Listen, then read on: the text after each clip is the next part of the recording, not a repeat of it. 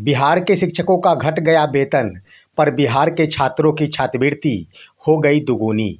खबर देखने वाले आप तमाम दर्शक बंधुओं को एक बार फिर से अपने ही दोस्त एसके चौधरी की ओर से प्यार भरा नमस्कार और आदाब।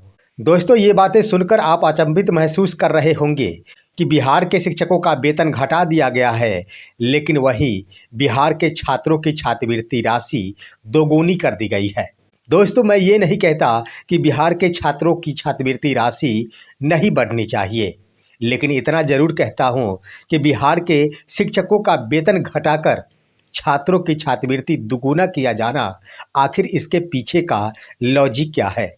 दोस्तों, इन बिंदुओं पर आज के इस वीडियो में हम विस्तार पूर्वक चर्चा करेंगे, लेकिन मेरी गुजारिश होगी कि अगर आपने अभी तक हमारे इस चैनल सुसत्य वचन को सब्सक्राइब नहीं किए हैं तो कृपया अभी सब्सक्राइब कर लेंगे। दोस्तों, आइए सबसे पहले हम बातें करते हैं बिहार के छात्रों के छात्रवृत्ति राशि के संबंध में। जैसा कि आप सभी को मालूम है कि बिहार में कक्षा 1 से लेकर कक्षा 10 तक के छात्रों के लिए छात्रवृत्ति राशि का प्रावधान किया गया है बिहार सरकार की ओर से, और यह छात्रवृत्ति राशि छात्रों के 75% उपस्थिति के आधार पर ही दी जाती है। जो छात्रवृत्ति राशि कक्षा 1 से लेकर 4 तक के छात्रों को 400 रुपये दिए जाते थे, कक्षा 5 एवं 6 के छात्रों को 600 रुपये दिए जाते थे, और कक्षा 8 से लेकर 10 तक के छात्रों को 1000 रुपये दिए जाते थे। ये बातें आप सभी को पता है, लेकिन बिहार सरकार के द्वारा इन राशियों को दोगुना कर दिया गया है। अब कक्षा 1 से लेकर 4 तक के छात्रों की छात्रवृत्ति राशि 400 के जगह 800 हो गए हैं। कक्षा 5 और 6 के छात्रों की छात्रवृत्ति राशि 600 की जगह 1200 रुपये कर दिए गए हैं, और कक्षा 7 से लेकर 10 तक के छात्रों की छात्रवृत्ति राशि 1000 की जगह 2000 कर दी गई है। ये बात सत्य है कि छात्रों की छात्रवृत्ति राशि दोगुनी कर दी गई है बिहार सरकार के द्वारा, इसलिए बिहार के मुख्यमंत्री बिहार की जनता की ओर से धन्यवाद के पात्र है। लेकिन वही दोस्तों, आइए हम बातें करते हैं कि बिहार के शिक्षकों का वेतन घटा दिया गया है। वो कैसे, आप सभी को मैं बारी बारी से बताता हूँ। सबसे पहले आइए दोस्तों, विशिष्ट शिक्षकों के वेतन पर विचार किया जाए। जैसा कि मालूम होगा कि विशिष्ट शिक्षकों के लिए खास तौर पर अलग से ही प्रावधान किया गया है कि ऐसे शिक्षकों का वेतन का भुगतान फिलहाल विशिष्ट शिक्षक नियमावली 2023 में यथा निर्धारित मूल वेतन के आधार पर ही किया जाएगा। यानी जिन शिक्षकों का बेसिक पे 31,670 रुपये होनी चाहिए थी, उनका बेसिक पे 25,000 रुपये के आधार पर वेतन का भुगतान किया जा रहा है। दोस्तों, इस तरह से एक शिक्षक पर प्रति महीना 10,000 रुपये कम राशि दी जा रही है। यही है शिक्षकों का वेतन घटा दिया जाना। वास्तव में वेतन घटा दिया गया है।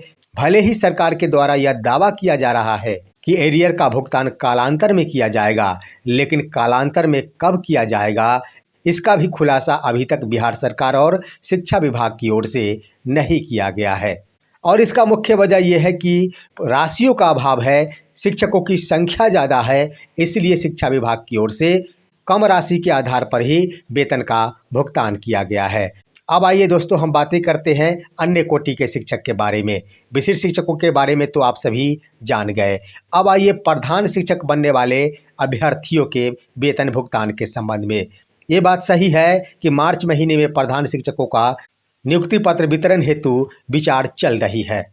इन अभ्यर्थियों को नियुक्ति पत्र प्राप्त होते ही इनका भी वेतन भुगतान होना है।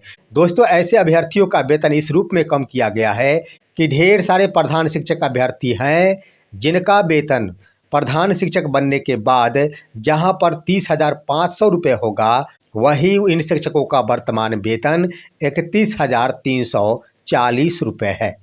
अब जरा सोचिए कि वैसे शिक्षक जो अपना मूल बेसिक पे 31,340 रुपये छोड़कर प्रधान शिक्षक के रूप में 30,500 रुपये पर जाएंगे योगदान करने के लिए। यानी उसी शिक्षक को नई बहाली के तौर पर बिहार सरकार के द्वारा नई नियुक्ति दिखाया जा रहा, लेकिन उनका वेतन कम किया जा रहा है। यहीं पर शोचनीय बिंदु है कि शिक्षकों का वेतन घटा दिया जा रहा, उनके वेतन बढ़ोतरी पर विचार नहीं किया जा रहा है, लेकिन छात्रों की छात्रवृत्ति राशि दोगुनी की जा रही है। अब आइए दोस्तों, तीसरे कोटि के अभ्यर्थी के बारे में हम चर्चा करते हैं। आप सभी को मालूम होगा कि एक पत्र जारी किया गया शिक्षा विभाग की ओर से कि आउटसोर्सिंग एजेंसी के माध्यम से बहाल कोई भी कर्मी अब 31 मार्च 2025 के बाद सेवा में नहीं रहेंगे। संबंधित जिला के पदाधिकारी इन्हें सेवा मुक्त कर देंगे। और पत्र में स्पष्ट किया गया है कि इसलिए सेवा मुक्ति की प्रक्रिया की जा रही है क्योंकि बजटीय प्रावधान का अभाव है, यानी बिहार सरकार के पास पैसों का अभाव है। इन कर्मियों को पैसा देने के लिए नहीं है, इसलिए इन्हें बेरोजगार किया जा रहा है। यानी कम राशि में ही अगर किसी को रोजगार बिहार सरकार की ओर से मुहैया करा दिया गया है तो पैसों के अभाव में उन्हें बेरोजगार किया जा रहा है, लेकिन छात्रवृत्ति राशि दोगुनी की जा रही है। ये है बिहार सरकार की ओर से बिहार वासियों में किया जाने वाला विकास का खेल।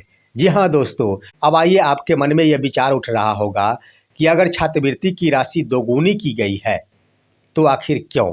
तो मैं सीधा सीधा बता देता हूँ कि यह राशि इसलिए दोगुनी की गई है क्योंकि इन राशियों को दोगुना करके बिहार सरकार चुनावी खेल खेलना चाहती है। बिहार सरकार की नज़र सिर्फ विधानसभा चुनाव 2025 के तरफ है और बिहार सरकार ये जानते हैं कि बच्चों को ही अगर कुछ सुविधा दे दिया जाए तो बिहार की जनता मुख्यमंत्री के समर्थन में आ जाएंगे। ये बात सत्य है, समर्थन में आएंगे ही। अभिभावकों के मन में यह विचार उत्पन्न होगा कि बच्चों की छात्रवृत्ति राशि दोगुनी कर दी गई है, इसलिए बिहार के मुख्यमंत्री धन्यवाद के पात्र हैं, उनका ध्यान बच्चों के तरफ अवश्य है। अब आइए दोस्तों, छात्रवृत्ति राशि दोगुनी कर दी गई है तो आखिर इसका भुगतान कब किया जाएगा? आप सभी को मालूम है कि हर वर्ष सितंबर महीने में ही 75% उपस्थिति वाले तमाम छात्रों की संख्या की मांग की जाती है।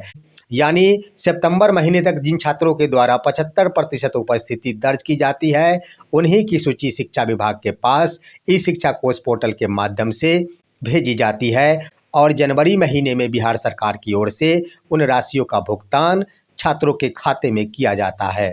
अब यहाँ पर वर्ष 2024 सितंबर महीने के आधार पर जो सूची विभाग को भेजी गई थी, उन सभी का भुगतान कर दिया गया है। तो अब इनका भुगतान कब होगा? यानी वर्ष 2025 में सितंबर महीने तक 75% उपस्थिति वाले छात्रों को दिया जाएगा क्या? नहीं दोस्तों, यह चुनावी एजेंडा है और आप सभी को मालूम है कि बिहार में वर्ष 2025 में अक्टूबर नवंबर महीने में ही विधानसभा चुनाव संपन्न करा लिए जाएंगे, जहां सितंबर महीने के आधार पर 75% उपस्थिति वाले छात्रों की सूची भेजी जाएगी। उनका भुगतान जनवरी 2026 में होगा। उस समय विधानसभा चुनाव संपन्न हो गए होंगे। तो क्या जनवरी 2026 में इन राशियों का भुगतान किया जाएगा? तो बिहार सरकार को छात्रवृत्ति राशि दोगुनी करने का फायदा क्या हुआ? नहीं दोस्तों, यह चुनावी एजेंडा है और फूंक फूंक कर कदम आगे बढ़ाया गया है। यह राशि वर्ष 2025 की उपस्थिति 75% के आधार पर दोगुनी नहीं की गई है। यह राशि दोगुनी की गई है वर्ष 2024 की उपस्थिति के आधार पर ही, जिनका भुगतान जनवरी 2025 में कर दिया गया है। लेकिन चुनाव से पहले एक और भुगतान हो जाए, इसलिए यह प्रावधान किया गया है कि जिन छात्रों का वर्ष 2024 के सितंबर महीने में 75% उपस्थिति के साथ सूची भेजी गई थी, जनवरी 2025 में जिनका भुगतान कर दिया गया है, उन्हीं छात्रों का एक बार फिर से अप्रैल महीने में उतनी ही राशि उनके खातों में भेज दी जाएगी। यही हुई दोगुनी छात्रवृत्ति राशि। जी हाँ दोस्तों, बिल्कुल स्पष्ट है कि उसी छात्र को एक बार भुगतान कर दिया गया है जो जनवरी 2025 में किया गया है और एक बार फिर से उतनी ही राशि उनके खाते में अप्रैल 2025 में कर दिया जाएगा। तो हो गई यह राशि दोगुनी। यही खेल है बिहार सरकार की ओर से, जिसे चुनावी एजेंडा बनाकर रख दिया गया है। दोस्तों, मैं ये नहीं कहता कि छात्रों की छात्रवृत्ति राशि नहीं बढ़ानी चाहिए, दोगुनी नहीं करनी चाहिए। हर गरीब के बच्चों का विकास होना चाहिए। 75% तो छोड़ दिया जाए, हर बच्चे को छात्रवृत्ति की राशि दोगुनी नहीं चौगुनी मिलनी चाहिए।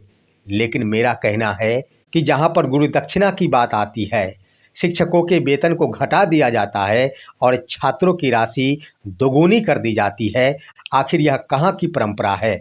हमारी संस्कृति भी कहती है कि बिना गुरु दक्षिणा की कोई भी शिक्षा हमेशा अधूरी होती है। अब छात्रों की छात्रवृत्ति राशि मुहैया करा दी गई दोगुने रूप में और शिक्षकों का वेतन घटा दिया गया, उनके गुरु दक्षिणा को ही घटा दिया गया, तो क्या उनकी शिक्षा पूरी हो पाएगी? हमेशा ही अधूरी रहेगी, क्योंकि जब तक शिक्षक संतुष्ट नहीं होंगे तब तक पूर्ण रूपेण शिक्षा उनकी आत्मा से निकल नहीं पाएगी। बिहार सरकार को चाहिए कि अपनी संस्कृति को नहीं भूले। पौराणिक कथा है कि बिना गुरु दक्षिणा की शिक्षा अधूरी रह जाती है। इसे याद रखते हुए शिक्षकों के वेतन कटौती जो की जा रही है, जहां पर कटौती की जा रही है वहां पर कटौती नहीं किया जाए और जहां पर बढ़ाने की आवश्यकता है वहां पर बढ़ाया जाए, इस पर विचार करें। अगर बिहार सरकार को राजनीतिक एजेंडा ही बनाना है तो सिर्फ व सिर्फ छात्रों के साथ ही यह राजनीति एजेंडा क्यों बनाया जाता है? माननीय मुख्यमंत्री को अगर छात्रों से समर्थन प्राप्त करना है, छात्रों के अभिभावकों से समर्थन प्राप्त करना है, तो बिहार के शिक्षक भी तो उन्हीं की जनता है। उन पर विचार क्यों नहीं किया जाता? उनके साथ राजनीतिक एजेंडा क्यों नहीं बनाया जाता? बनाया जाना चाहिए। जहां दोगुनी राशि छात्रों के लिए कर दी गई, अगर शिक्षकों का भी वेतन दोगुना कर दिया जाता है तो दोगुनी छात्रवृत्ति करने से जितना प्रभाव छात्रों की ओर से पड़ेगा, उनके अभिभावक की ओर से पड़ेगा, बिल्कुल उससे दोगुने रूप में शिक्षकों की ओर से पड़ेगा। इस पर मंथन किया जाना चाहिए, विचार किया जाना चाहिए। लेकिन आखिर कब इस पर विचार होगा? जहां एक तरफ शिक्षकों की ओर से मांग की जा रही है, बार बार प्रधान शिक्षक अभ्यर्थियों के द्वारा यही कहा जा रहा है कि हम प्रधान तो बन जाएंगे लेकिन मेरा वेतन उसी विद्यालय में कार्यरत शिक्षकों से कम होगा जहां पर मुझे आत्मग्लानि महसूस होगी। इसलिए हम कहना चाहेंगे अंत में कि बिहार के मुख्यमंत्री धन्यवाद के पात्र हैं जो उन्होंने छात्रों की छात्रवृत्ति राशि को दोगुनी कर दी है, लेकिन उससे भी ज़्यादा और भी धन्यवाद के पात्र होंगे जब वो शिक्षकों के वेतन को दोगुने कर देंगे। आउटसोर्सिंग एजेंसी के कर्मियों को बेरोजगार नहीं करते हुए रोजगार में बने रहने देंगे। दोस्तों, देखना है कि बिहार के मुख्यमंत्री राजनीतिक एजेंडा शिक्षकों के सैलरी पर बनाते हैं या फिर नहीं, या फिर यूं ही बिहार विधानसभा का चुनाव संघर्षपूर्ण तरीकों से लड़ने को ही मन बनाते हैं। फिलहाल आज की खबर बस इतना ही। आप सभी हमारे इस वीडियो को लाइक करते हुए तमाम दोस्तों के पास शेयर कीजिए और अब दीजिए अपना ही दोस्त एसके चौधरी को इजाज़त। जय हिंद, जय भारत।